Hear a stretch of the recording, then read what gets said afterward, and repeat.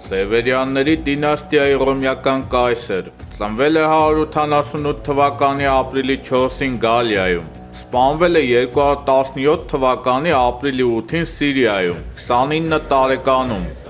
Սեպտիմոս Սևերոսի որդին, հռոմեական կայսր Գետայի եղբայրը, կառավարել է 211 թվականից մինչև մեր թվարկության 217 թվականը։ Կայսր Լյուցիուս Սեպտիմոս Սևերոսի որդին Յուլիա Դոմնայի հետ երկրորդ ամուսնությունից։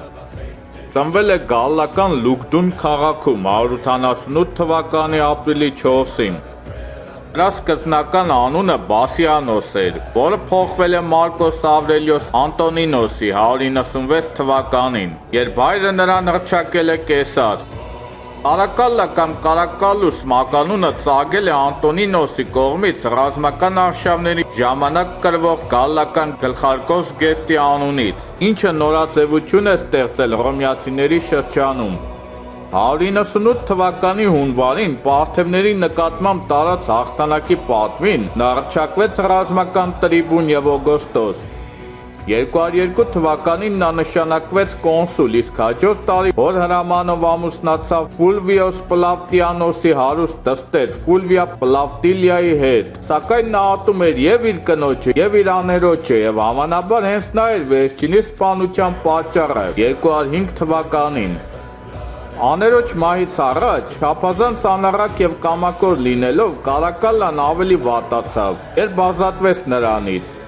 Նրա կրտսեր եղբայրը Պուբլիոս Սեպտիմոս Գետտան, որը 198 թվականին հռչակվեց կեսար, կաշառակերությամբ չէր սիջում Կարակալլային։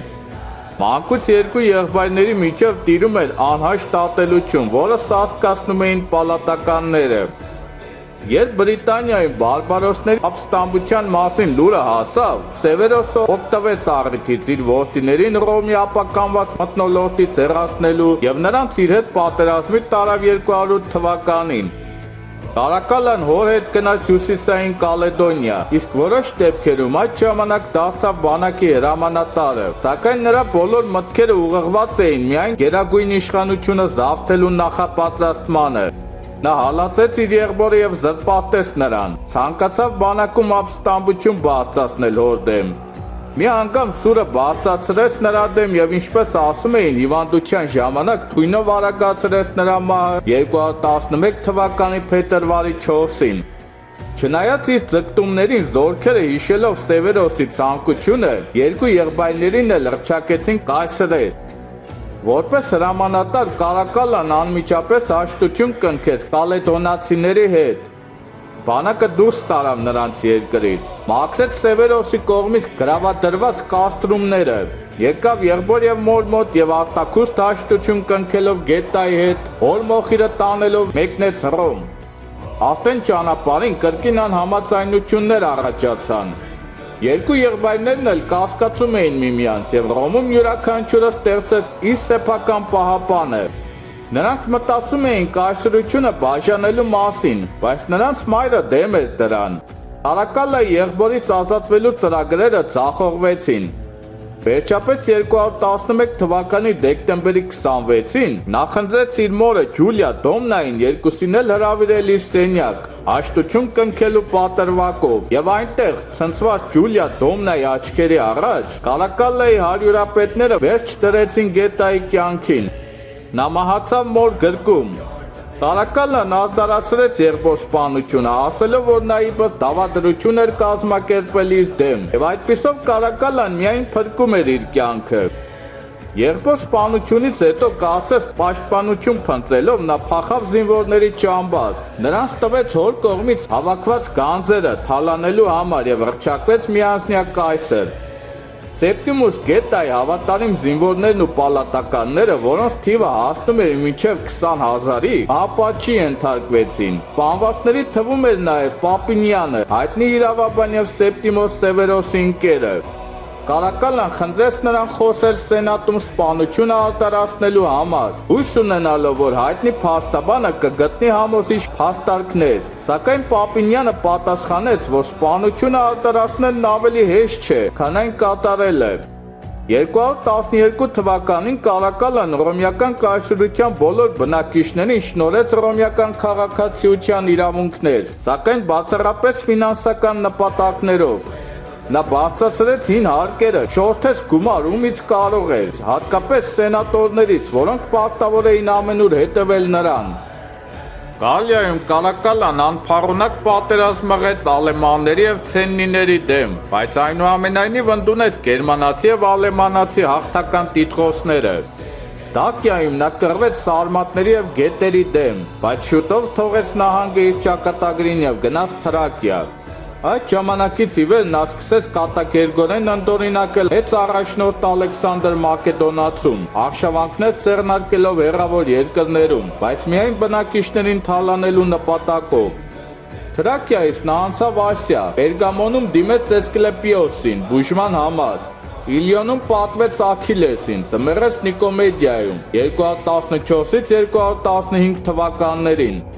Դավաճանաբար գերի վերցրեց Օսոյենների թագավոր Աբգարին և տիրացավ նրա թագավորությանը։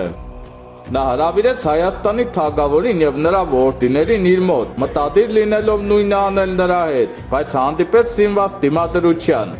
Նրա ջոկատը, որն ուղարկվել էր Հայաստան, պարտություն կրեց։ Անտիոքի միջով Կարակալան մեկնեց Ալեքսանդրիա, որտեղ զայրացած բնակիչների վրա եղբայրասպանության ակնարկների և մոտ նրան անվանում էին Յոկաստար։ Հետ ունեցած կապի համար նա իրականացրեց արյունալի կոտորած, տուգանքներ նշանակեց բնակիչների վրա և հրամայեց ոչնչացնել փիլիսոփաների հանրակացարանները։ Վերադառնալով Անտիոք, նա Պարթևստանի արտաբանոց թագավորից պահանջեց իր դստերը կնության տալ։ Երբ նա չհամաձայնվեց, Կարակալան ավերեց նրա երկիրը, գրավեց Արբելա քաղաքը, որտեղ փորեց Պարթև թագավորների գերեզմանները և ցրեց նրանց մոխիրը։ Արտաբանոսը համաձայնվեց հաշտության և բարեկամաբար ողջունեց կայսրին, սակայն տոնի ժամանակ Կարակալան հրամայեց հարձակվել բարբարոսների վրա և սպանել, և թագավորին հաջողվեց փախչել միայն իր մի քանի մտերիմների հետ։ Պարթևական կայսրության արևմտյան շրջանները ավերածություններ և թալանած լինելով, Կարակալան դեսպաններ ուղարկեց սենատ, սենատորներին իր հաղթանակների մասին հայտարարելու, որից հետո սենատորները նրան տվեցին պարթևների մեծագույն տիտղոսը, սակայն Կարակալայի դավաճանությունը և թագավորների դամբարանների նկատմամբ նրա վիրավորական գործողությունները չէին կարող չառաջացնել միայն դառնություն պարթևների շրջանում։ Նրանք հավաքեցին մեծ բանակ և մեկնեցին արշավանքի։ Գիտակցելով իրավիճակի լրջությունը, կայսերական պրետորական պրեֆեկտ Մակրինոսը ցանկանալով կանխել պատերազմի շարունակությունը, դավադրություն կազմակերպեց Կարակալայի դեմ և հրամայեց նրան սպանել Եդեսայից դեպի Կարա տանող ճանապարհին, ինչև արվեց 217 թվականի ապրիլի 8-ին։ Կարակալայի գահակալությունից ի վեր մնացել են լոգարանների հսկայական ավերակներ, որոնք Կարակալան աննախադեպ շքեղությամբ կառուցել էր Ավենտինյան բլրի արևելքում։ Իսիդայի պաշտամունքի եռանդուն քարոզիչ Կարակալան քրիստոնյաների նկատմամբ շատ ավելի քիչ ճնշող էր, քան նրա հայրը։ Կարակալան սերունդ չուներ, նրա կենսագրությունը գրել է Սպարտիանոսը, և նրա մասին շատ տեղեկություններ կան նրա ժամանակակիցների Դիոն Կասիոսի և Հերովդիանի մոտ։